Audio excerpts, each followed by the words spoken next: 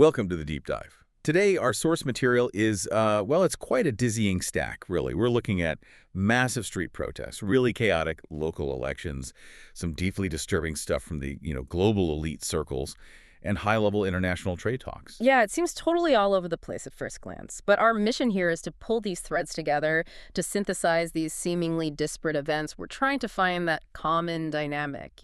What's the connection? And what the reports seem to be showing us is this constant reliance on leverage, emotion, reputational risk, using those things to actually drive outcomes rather than maybe straightforward policy. That thread feels crucial. Okay, so we're starting domestic today, right? Looking at the messaging, or maybe the lack of messaging, in those nationwide No Kings protests. Exactly. Then we'll get into the, frankly, messy and really high-stakes NYC mayoral race. Okay. After that, some genuinely shocking new revelations from the Epstein and Maxwell network. It's pretty grim stuff. Right. And we finish up with some key updates on U.S. diplomatic missions, trade talks. Yeah. Specifically Middle East and China. Sounds good. Let's dive into that domestic unrest first. The No Kings protests. I mean, the organizers threw out a huge number, didn't they? Claiming 7 million people nationwide. Yeah, 7 million. They framed it as the, quote, largest single-day demonstration against the sitting president in modern history. That's a massive claim. It's a staggering logistical claim, absolutely. But, what did the journalists, the people actually on the ground, what did they capture about the substance beyond just the numbers? That's the key question. Well, what really jumps out from the sources is this disconnect between the sheer scale and any kind of specificity. When reporters actually questioned a lot of these protesters, they didn't really have concrete policy answers. Really? Like what kinds of things were they saying? Incredibly vague responses, apparently. Things like, oh, I just don't want a monarchy. Or even just, I'm having such a good time. Huh. So a lot of emotional energy, clearly. But maybe not the intellectual heft. The specific policy demands that, movements usually need to create actual change. Exactly. The source material really frames it as a huge missed opportunity for the movement itself. And we also saw some interesting demographics reported, mainly older people, predominantly white attendees, concentrated in big Democratic cities like Philly, D.C., Chicago, New York. Right. And this is where, the potential political utility of that vagueness maybe comes in. Our sources noted that the Democratic strategy described as mixing everybody together. Well, that includes groups usually on the fringes, like Antifa and communists. Okay. And the argument in the sources is that this inadvertently gives those fringe elements momentum. Right. So the broad coalition kind of legitimizes, or at least provides cover for, more extreme elements within it. We saw reports, didn't we, that Communist Party memberships are apparently climbing. That's what the sources indicate. And you had that striking image of George Conway, Kellyanne Conway's ex-husband, wearing an I Am Antifa shirt at one of the protests. It kind of sums up that strange broad church coalition. Definitely a strange bedfellows situation. Mm-hmm. So how did Trump respond to all this? Well, his response was pretty much designed to minimize their political leverage, wasn't it? He called the protests a joke, very small, very ineffective, dismissed the participants as whacked out. Classic Trump dismissal. Yeah, and he claimed the signs were all paid for by Soros and other radical left lunatics, just trying to delegitimize the whole thing. And didn't he put out that weird video? Oh yeah, the counter leverage was pure mockery. He posted that video, I think it was called Danger Zone, showing him throwing, some kind of brown substance, maybe chocolate ice cream, maybe something else, at figures bowing down to him. Wow, just pure spectacle designed to undercut the whole movement. Absolutely. Okay, so moving from these sort of vague national protests to a very specific, localized, maybe tactical failure, the New York City mayoral race. Right. This dynamic with Mamdani, Cuomo, and Curtis Lewa, it sounds like a perfect case study in, self-inflicted political wounds. It really does. The immediate focus in the sources is the split vote problem. The fear that Lewa, the Republican, and Cuomo, running as an independent after losing the primary, will basically split the anti-Mamdani vote and just hand him the election. And billionaire Bill Ackman even publicly called for Lewa to drop out, right? Yeah. Trying to force that consolidation. Exactly. A desperate move to consolidate that opposition. And you can see why, looking at the data. Polymarket odds apparently had Mamdani as something like an 89.7% favorite because of this split. So the expectation was Lewa does the sensible thing, falls on his sword for the perceived greater good. That was the pressure, yeah. But Lewa just flat out rejected it. He argued that Cuomo is a, quote, mortal political enemy. He brought up Cuomo's old comment about conservatives having no place in New York. Ah, the history there runs deep. Very deep. Leela basically said, look, the split is Cuomo's fault for losing the primary, and he wasn't going to sacrifice his own major party line, his running mates, just to bail Cuomo out. The grudge was more important than the strategy, it seems. So the opposition is just paralyzed by these old resentments, this internal leverage game. Pretty much. Which brings us to the leverage Mamdani's opponents could be focusing on, according to the sources, his associations. Specifically, his relationship with Imam Siraj Wahhaj. There are photos of them together. And Wahhaj is not uncontroversial, to put it mildly. That's putting it mildly. The sources highlight that the FBI identified him as an unindicted 1993 World Trade Center bombing co-conspirator and terrorist apologist. Wow, okay. That's serious reputational vulnerability for Mamdani. Absolutely. And beyond that specific history, Wahhaj is apparently known for extremist rhetoric, too, like reportedly calling homosexuality a disease.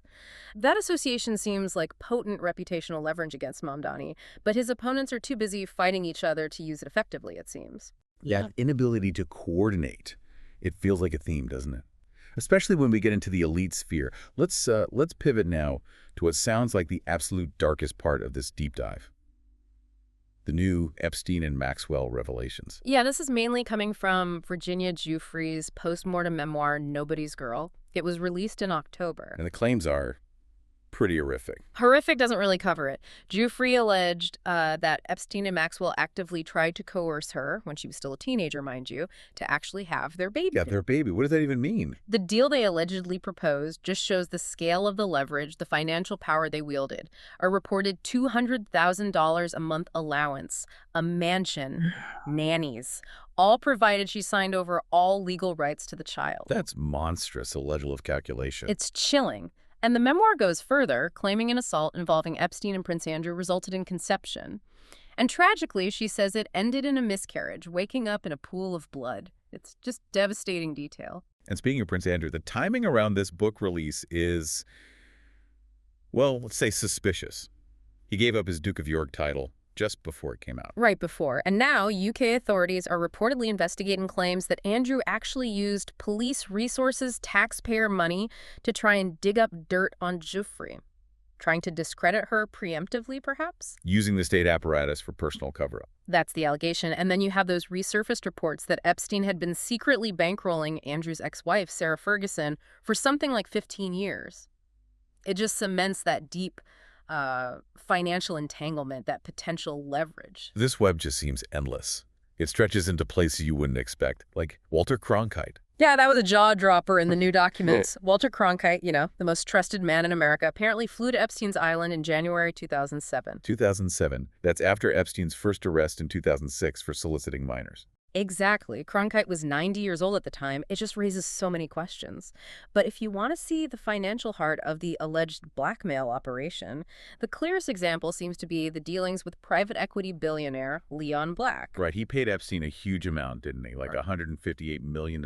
Yeah. Officially for tax and estate planning advice. Officially, yes. But the emails that came out tell a very different story, a much darker one. What'd they show? They apparently showed Epstein basically demanding money, escalating his demands up to $40 million per year, threatening Black with what he called a procrastination-produced mess, and even cruelly referring to Black's stupid children. That sounds much more like extortion than financial advice. It certainly reads that way. And the kicker is, Black later reportedly settled with 8 women who were also listed as Epstein-associated victims.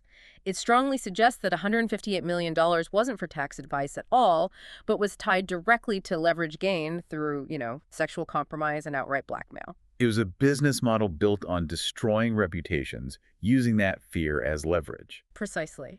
Okay, so speaking of high-stakes leverage, let's transition to the global stage. Diplomacy and trade, starting with the Middle East.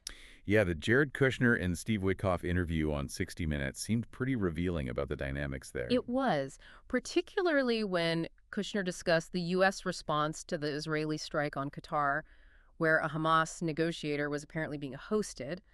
Kushner, kind of smiling, characterized the U.S. intervention as just diplomacy, pointedly not a forced apology. So careful positioning there, trying to maintain the U.S. as an honest broker even in that incredibly tense situation. Right. But the source material also highlighted this really profound, unexpected human moment.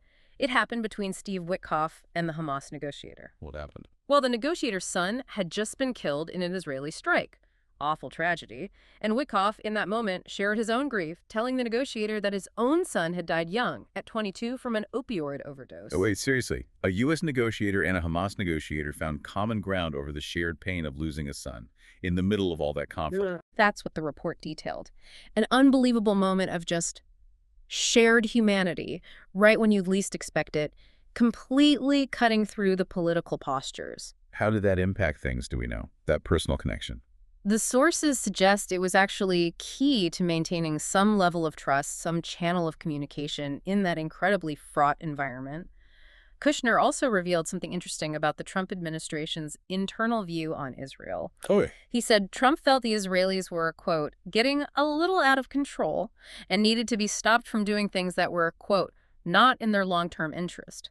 So even within that strong alliance, there was internal pressure. Interesting. And now Witkoff and J.D. Vance are heading back to Israel for Phase 2 of this summit. That's the plan, according to the sources. Phase 2 is underway. Okay. Now let's switch theaters completely. U.S.-China trade, here the leverage is all economic, right? Absolutely. Commercial leverage is the name of the game.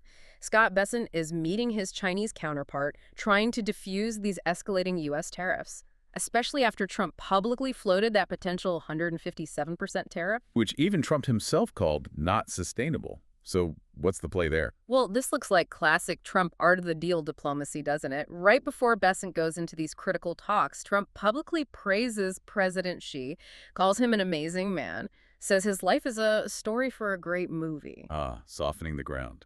Praising the leader personally to maybe get a better deal on the substance. Exactly. It's seen as a skillful diplomatic move, de-escalate the personal tensions, set a positive tone right before your negotiator walks in to talk tough on tariffs. And the reason that tariff threat, even if it sounds outlandish at 157%, actually carries weight is what? Rare earths. That's the core issue. China's strategic control over rare earth minerals and elements. This isn't just general trade stuff, it's the ultimate supply chain choke point. Because these minerals are essential for basically everything advanced. Pretty much. Everything from Javelin missiles, advanced fighter jets, aerospace systems, right down to consumer tech like iPhones. China has enormous leverage because they control the supply of these critical elements. So suddenly, Trump's maybe not so crazy 157% tariff threat makes a bit more sense when you see it through that lens. It's leverage against their leverage on defense and tech supply chains. Precisely. It's all about leverage points. Okay, one last quick item, a snapshot from the digital information battlefield. Content regulation. Yeah, just a quick note on Spotify. They permanently removed Nick Fuentes' America First podcast. Fuentes is a white nationalist commentator. Okay, removed for hate speech violation. Yes. But Spotify made a point of clarifying that Fuentes himself is not banned from the platform entirely. He can still appear as a guest on other shows. So they ban the specific show, the platform he controls, but not the individual voice entirely. That's a nuanced line they're trying to walk. It really is. Trying to control the spread of specific hate speech without engaging in what critics would call total deplatforming. Fuentes, for his part, apparently claimed the show briefly hit #1 after someone managed to re-upload it without authorization after the ban. Always a cat and mouse game. Okay, so let's try and synthesize all this. We've covered vague protests, political backstabbing in NYC, horrifying elite blackmail networks, global diplomacy under pressure, high-stakes trade wars. What's the pattern that emerges when you lay it all out? Well, like we said at the start, it really does seem to be about the exertion of power through, let's call them non-traditional means, or at least means other than straightforward policy debate. The outcomes we're seeing across all these different arenas aren't really driven by rational argument, are they? It feels more like engineered crises, financial threats, the manipulation of reputation. Exactly. Leverage, whether it's political leverage, emotional leverage from a protest, the devastating financial and sexual leverage Epstein wielded, or the critical trade choke points China controls, that seems to be the real engine driving high-stakes decisions right now across the board. That really is the core takeaway. Okay, so given everything we've just discussed, especially how the Epstein case showed just how vulnerable powerful people can be to blackmail and how political movements can get huge based on vague emotion rather than clear goals. Yeah. Here's something for you, the listener, to think about. Yeah. Here's the provocative thought. What specific non-emotional, measurable policy demands should you actually be placing on your leaders? How do you ensure they're genuinely serving the public interest and not just reacting constantly to external leverage or maybe even manufactured crises? Something to chew on. Think about that carefully. That's it for this deep dive. We'll catch you next time.